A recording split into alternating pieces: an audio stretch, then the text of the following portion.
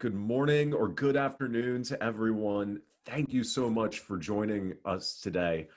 My name is Alexander McCobin, and as CEO of Conscious Capitalism, Inc., I just want to appreciate everyone who's joining this webinar right now, taking the time to learn and grow in community with the rest of Conscious Capitalism. For anyone who might be new to this network, Conscious Capitalism is a philosophy that emphasizes the human nature of capitalism and business.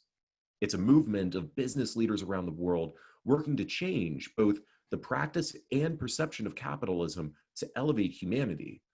And Conscious Capitalism, Inc. is a nonprofit organization catalyzing that movement. In this new world, we need to engage each other in new ways. Historically, Conscious Capitalism, Inc. has held many in-person events and not as many virtual events or activities, but we're adapting to this new world like everyone else. And so are hosting these regular virtual gatherings on topics ranging from introductions to conscious capitalism for those who are new to the community, to examples of conscious capitalism in practice from leaders of the community, and discussions on important issues related to elevating humanity through business.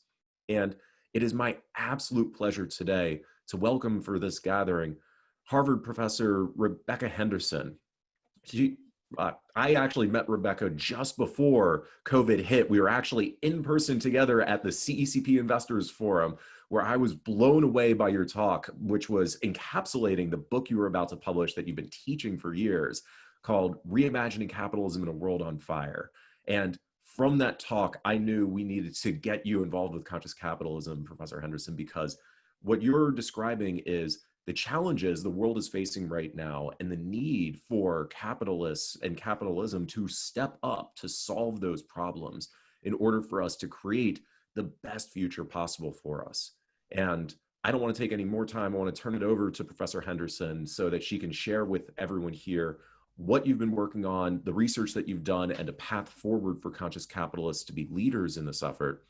But as a background for anyone who's not familiar with her, Professor Henderson is one of 25 university professors at Harvard, a research fellow at the National Bureau of Economic Research, and a fellow for both the British Academy and of the American Academy of Arts and Sciences.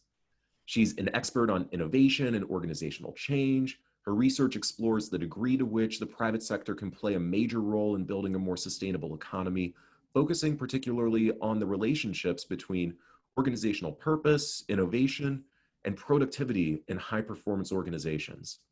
And as Professor Henderson shares at the high level what her book and her research has led her to with Reimagining Capitalism in a World on Fire, I want to encourage you to either type in any questions that you have to the Q&A box at the bottom or in the chat bar to the side. We're actually letting everyone chat with each other on this virtual gathering so that you can have engagement with other conscious capitalists here. And we'll be monitoring that chat the entire time to get questions from you to Professor Henderson. And with that, I want to say, Professor Henderson, again, thank you so much for joining the Conscious Capitalism community today and sharing your thoughts and research with us. Alexander, thank you so much. I am deeply honored to be here. I have the great pleasure of counting Raj Shishoda as a personal friend, and I have enormous admiration for what you're accomplishing with this movement and with the companies who are involved. So thank you for inviting me. Let me begin by summarizing super briefly, and I'm thinking really just 5 minutes, sort of what the heart of my book is. And it's 288 pages and 28 1.5 MBA sessions, but here it is in 5 minutes. Firstly, I am a huge fan of capitalism. I'm an economist and a business school professor. I believe that free markets are one of the great inventions of the human race, an unparalleled source of productivity and innovation, freedom and prosperity. So I'm a huge capitalist, and I wanted to put that on the table because sometimes when people see that the book is called Reimagining Capitalism, they say like, what are you, some kind of Marxist? I am not. But one of the things I want to talk about is there are a lot of people out there now who do not feel the same way, and that's a problem. So, you know, I talk to a lot of young people who say, why reimagine capitalism? Why don't we just throw it out? And I just wanted to begin by saying, I think that's a huge mistake. I do believe, however, that we have problems with the current way we're approaching thinking about capitalism. Most obviously, we're failing to address the climate crisis or the major environmental problems that are coming down the pike towards us. I mean, just as we saw that you can lift restrictions on people getting together and everything seems fine for a bit, but then COVID comes roaring back with a vengeance. Climate is like that. It's out there and it's building and it's going to be nasty. So we need to really think about dealing with the climate crisis. The second issue we need to think about is accelerating inequality. More and more people feel that they're no longer getting a fair shake, that their children do not have the opportunities that they did, that somehow the deck is stacked against them. 70% of Americans say that the US is run by the rich and powerful for their own benefit and that they don't get a look in. And that's not good. It creates all kinds of negative consequences, and one of them is the enormous destabilization we're seeing in our politics. So the increasing partisanship, the levels of hate and rancor that we see that talk about the potential delegitimization of the election from both sides is deeply, deeply concerning.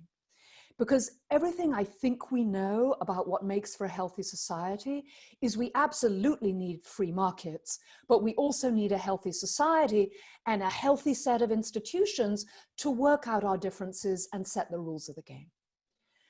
So, the world's on fire. People sometimes say to me, how did you know? And I say, well, you know, you could see it coming. The important question is, what can be done? And what I believe is that business must step up to address these enormous problems that we face. In fact, the English title of my book is Reimagining Capitalism, How Business Can Save the World. And I guess that's what I believe. I think business can save the world. So how? First and foremost, by embracing what my colleague Michael Porter and Mark Kramer have called shared value, and what I know members of Conscious Capitalism completely understand. That is, it is possible to build a business that treats employees with dignity and respect, that empowers them and gives them the tools they need to do the job right, that tackles social problems through its business model, that tackles problems like climate change by saving energy, by introducing new technologies. We've seen firms like Walmart, which just committed to be carbon neutral by 2040. Wow. But, you know, a firm like Walmart sent $1 billion to the bottom line by reworking their trucking fleet, by making their trucks more efficient. So huge opportunities to build strong business models while creating great jobs and addressing some of our broader problems. So that's got to be step one. I fear, however, it's not enough. I think it's incredibly important that conscious firms have knock-on effects way beyond their own business model, that they demonstrate that the business model is possible, that other firms look at them and go, whoa, if you're doing that, maybe I can do that. That they drive technologies down the learning curve, that they innovate, that they're significantly more productive and creative. We could talk about my scholarly research, which is all about why being a conscious firm or a purpose-driven firm, we might expect that would drive productivity and creativity. But even with all those effects, individual firms can't solve all our problems. Why not? Because at base, many of the problems we face are collective problems. They're public goods problems. Take climate change. I believe that we could get about halfway there through private sector action, that most firms can cut their energy use and improve their energy efficiency and cut their energy bills by about 40–50% and come out ahead financially. But beyond that, you're looking at really expensive stuff. And if we're really going to address the climate crisis, we need to, let me list them, revolutionize transportation and agriculture and construction and infrastructure. Whoa, that's super hard for any firm to do on its own. So I only have a minute, but let me give you 3 ideas as to how we could solve the collective action problem. First, firms can decide to act together. We're seeing that in industries like food and textiles, where firms are getting together to say, no, let's clean up our supply chains. Let's all work together to do that. We will reduce our brand risk. We will increase the resilience of our supply chain. Let's work together. So voluntary self-regulation. Second possibility, get the capital markets to step up and say, as they are increasingly doing so, wait, we really care about the impact you're having. I did an event with Sir Ronald Cohen this morning about his new book, Impact. And he is iridescent with the idea that every firm should be reporting the impact it has. And that will allow investors to say, wait, we don't want to back firms that are causing these kinds of negative effects on communities or environment. We want to put our money where our mouth is. And I believe there's a strong collective case among the capital markets who can see that these big problems we face are systemic risks that they must tackle. And last but not least, and I'll simply mention it, I think business should play an important role in rebuilding our institutions so that we reclaim a working democracy that works for everyone, where business and government are in partnership to address some of the enormous problems of our time. And I think business could play a central role in that conversation, and in fact must do so if we are to solve the horrible problems we face. So that's it, Alexander. Reimagining capitalism. I guess that was 6 minutes. Apologies, but it's a big subject. It is such a big subject, and we're starting to get questions. I again want to encourage anyone who has a question for Professor Henderson to type it into the Q&A box or the chat. We're going to monitor that, but I want to ask you first, because you've studied different movements in business before that have had perhaps goals that are sometimes aligned with conscious capitalism, but are different in different levels of actual impact. And I'm thinking of things like corporate social responsibility, which is meaningfully different from conscious capitalism because that is something that's added on at the end of the productive process. It's a company, giving back because in order to make up for wrongs done, or a philanthropic effort, whereas conscious capitalism is have so much value created in the productive process that is creating value for everyone.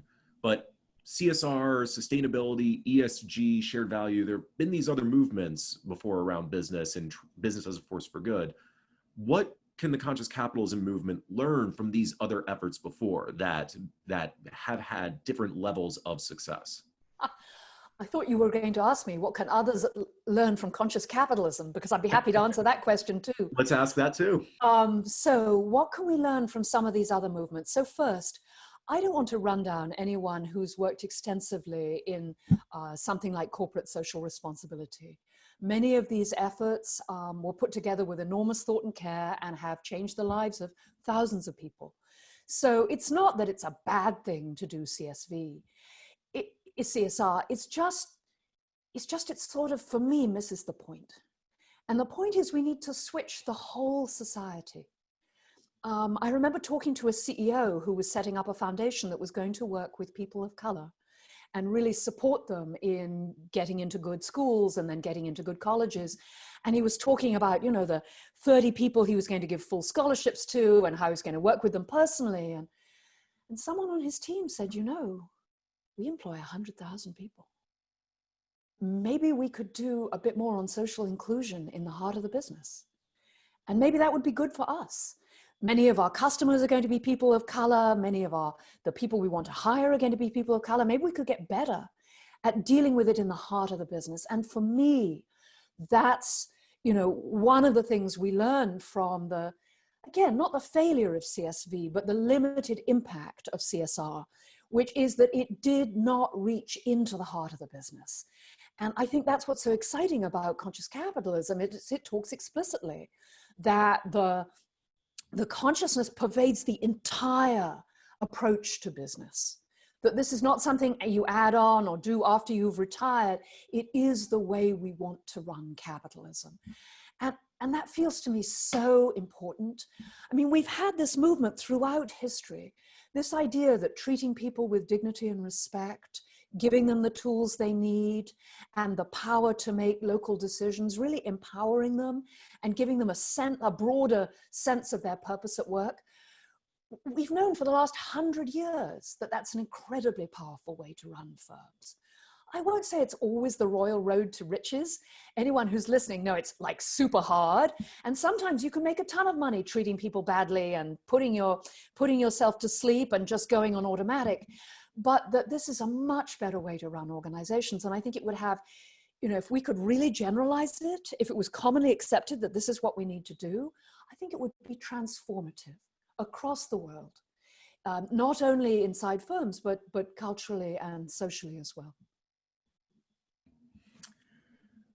So in the book, before COVID hit, you talked about the need for a Kodak moment with capitalism and thinking about the future. And you've been talking a lot during the COVID crisis since your book came out. For anyone who didn't know, your book was published just as this was starting. So I'm sure it's been an interesting book tour and promotion for you. But can you explain what this is that you've been talking about lately, this idea of a Kodak moment for capitalism? And Rod actually has a question that builds on that. How can we as conscious capitalists take care of workers who are disrupted by revolutionizing industries and what that moment potentially means? Wow. So those are very related questions.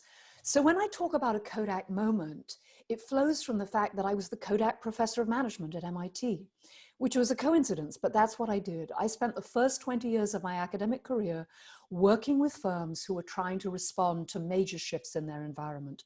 I worked with Kodak, I worked with Nokia, trying to persuade them that Apple was a major threat and something they should respond to, clearly without success, but I tried. When I say a Kodak moment for the world, what I mean is, it seems clear to me that we will transform capitalism to be more humane, to be more aware, to be more awake. We will do that. We will, I think, build a society that is not nearly as destructive environmentally. We will succeed in building a circular economy, and we will succeed in building a just economy in the sense that everyone who wants to be able to participate will be able to do that. So I can see that. I see what the world looks like. But I'm the Kodak professor. I was the Kodak professor. Getting from here to there is no walk in the park. Any major disruption, any fundamental rethinking in how we run things is difficult. And I think that's both good news and bad news. It's good news because it means that for those firms that have the courage and the vision to see where we're going, there are billion-dollar opportunities to build entirely new industries and entirely new ways of doing things. And it's bad news because there's going to be a group of firms who are like, oh, you guys are a bit hippy dippy. What's this talk of conscious capitalism or purpose? You know, that's not real. You know, real capitalism is put your head down, make the money, don't think about these other issues. And I think that will take a while to dislodge. So that we need all the vision and the purpose we have to get through this disruption. And I think the person who asked, you know, well, what about the workforce disruption has identified something really important. We have, who knows, but a massive revolution in AI and robotics coming at us. I was at a big economics conference where there were experts from across the country in fields as diverse as industrial relations and trade and IO. I mean, it was an all-star cast, and all of them stood up and said, these new technologies could be a boon to mankind if we get the politics right. Because they could be fantastic, right? Historically, every major innovative advance like this has greatly increased human well-being, but the transition problem is super tough. So my hope is that conscious firms can take the lead in making sure that these new technologies are complements to their workforce, not substitutes, and in pushing for the kind of aggressive retraining that we will need, I think, to bring most people through this transition. Not just, oh, it will work out, they'll find another job, but actively participating at the state and local level, maybe at the federal level, in how do we give people the skills they need in order to survive in what's going to be an even more digitized economy. Thank you. So, and you mentioned before in your talk that we need good examples of businesses that are doing this to model for others. And Madison is wondering what companies you would point to that you see are committing to a thoughtful and conscious business model that can serve as an example for others to follow. There are so many. I mean, people talk about Unilever in Europe, probably too much, but it is hugely impressive once you get up close and personal. I work with a firm called Henry Schein, which is a dental products distributor, which is not a sexy business, but is deeply purpose-driven, totally committed to their employees and to their customers. and understanding their mission as really improving dental health, which, as you may know, is absolutely fundamental to more general health. I'm working with a group of CEOs in Orange County, and I don't want to mention any particular firm because it would be unfair, but the firms have come together to really address educational problems and issues in Orange County. They've decided that they need to significantly upgrade the educational system because otherwise their region can't survive as a high-tech region.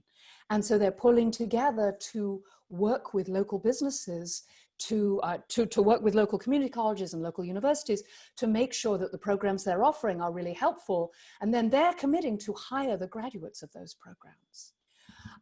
Some of you may know a firm called Southwire, which is a firm that makes wire outside Atlanta. And they were having serious trouble with their local educational, with their local community. More than half of the kids were dropping out of school before completing high school. And they discovered that many of these kids were sleeping in their cars, that they had no social support, that their parents were in jail. And so they developed a program where they put high schools inside the plant. And so the kids would take lessons in the morning and they would work in the plant on the afternoon. And the plant was only staffed by students. It was very safe. And they learned teamwork and how to show up and how to manage a budget and how to hope for something larger. I mean, it still gives me the chills when I think about it as something they did. And what's exciting, of course, is Southwire opened a new pipeline of talent into their business of people who are totally committed to working for the company and are really giving it everything they have. So, you know, one of the exciting things about being in this field is the variety of firms that are moving in this direction. And I can't resist, sorry, check out my book for some great stories. That is a great plug. And to tie a connection between you being a professor at HBS and Atlanta that you just mentioned, another HBS alum who started our Atlanta chapter, Chris Hooper, wants to ask you, you mentioned capital markets paying more attention to the negative impact of corporate actions. Some, Larry Fink among them, have brought attention to the fact that there is a building financial liability looming over many companies and that it should be recognized in valuations. Do you see that realization taking root in the capital markets yourself? Yes. Nearly a third of invested assets now claims to invest according to some form of ESG. Who knows what that means, because ESG metrics at the moment are all over the place. But there is enormous demand from retail investors and from the very large asset owners to pay attention to these larger issues. We're starting to see it in the valuations. It's very striking. My colleague George Seraphim at HBS just published detailed impact measures for 1,800 companies. So what is the impact these companies are having on the environment and on the society? You can argue about the methodology, but it's using public data, it's very transparent, and it's super interesting. He shows a couple of things. One is, I believe this is right, for more than a third of the companies, the environmental damage they're causing is greater than 50% of their profits. I mean, it's very significant. I may have that number wrong. I just saw the results, they're just fresh out, but it's very, very large. But the other thing they're seeing is those firms that are causing less damage are getting higher valuations. So there's real evidence that the capital markets are moving. I think what's happening is that the asset managers like Larry Fink in particular have most of their money in passive funds. They cannot try and increase returns by moving between firms. The only way to increase or maintain firms is to reduce systemic risk. And as more and more asset owners and asset managers come to that realization, we're seeing more and more money focus on these large systemic problems. There's also, I think, a deep movement with ESG to provide the language which would enable investors to understand that conscious capitalism is a better way to run the firm. Investors can be long-term when they understand the business case. I was on the board of Amgen. Investors let us invest billions of dollars a year in long-term R&D. We wouldn't see the returns for 12 years, but we could explain to them what they were doing. and good metrics that would let firms explain why running the business in a conscious way will lead to long-term returns will also move even more investors in this direction. Thank you. And I want to continue with these different stakeholder groups right now, because Pedro from Lisbon, Portugal asks, do you think companies can educate customers to buy from more conscious businesses? And I'd broaden that to, what role do you see consumers playing in this shift? Oh, Alexander, it's been the hope of people like me for years that consumers would start to move. So far, the data is most people, most of the time, will not pay more to buy sustainably produced or consciously produced products and services. With the exception of products like Tesla's and consumer demographics like me. So middle-aged women from Cambridge will pay more, but most people, not so much. The good news is that they will switch. So if you offer consumers a product that is as good and meets their needs and is at the same price point, and it is produced consciously, people will switch. So you're seeing some of the big consumer goods companies claiming, I have no reason to believe this isn't true, that their more purpose-driven brands are growing at 40% faster rates than their more conventional brands. The people I think who really make a big difference, Alexander, though, are employees. I've talked to so many firms where their impetus for moving in this direction is their employees. This is where the talent wants to go. You know, teaching MBAs now is so different than it was 30 years ago. 30 years ago, the students really, really didn't, I'm not going to say didn't care because I was one of them, but it just wasn't on the radar screen. Now, many of my best students are taking significantly lower salaries to work for firms they believe to be mission-driven, to have a broader purpose than simply maximizing profits.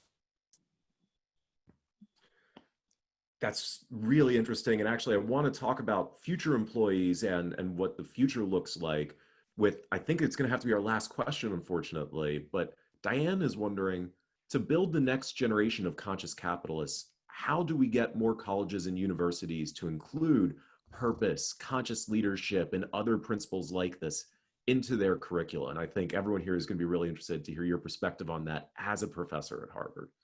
So many MBA programs and universities are working on this agenda. Reimagining Capitalism started with 28 students and moved to 300. It's the most popular elective to be launched at HBS in the last 5 years. The dean asked me to take some of the ideas from that course into the required first-year course on leadership and governance, and it's been my pleasure to do that. Of course, we don't tell the students that they have to run their firms this way, but we suggest that there are many ways to run a firm and many ways to think about the purpose of the firm, both from legal, economic, and ethical perspectives. And so we try and support them in having a much broader view of what it might mean to be a business leader in these troubled times. I am only one of hundreds of faculty members who are working on this problem. And we're also trying to publish a bunch of scholarly research showing that firms that are run this way are not always, but under the right conditions, are significantly more productive, more creative, and more innovative, and really putting the hard floor of research under what I think practitioners have understood for a long time.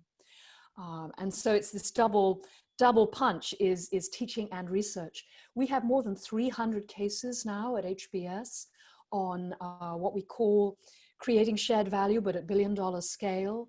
So literally hundreds of examples of firms that have rejiggered their strategy to be more conscious, to be more purpose-driven. So I think there's definitely a movement out there. I won't tell you that it's a done deal, but it is happening. Professor Henderson, thank you so much for taking time out of your busy schedule to talk with the community. We so appreciate it, and want to give you a chance to share any final thoughts before we give you back your day.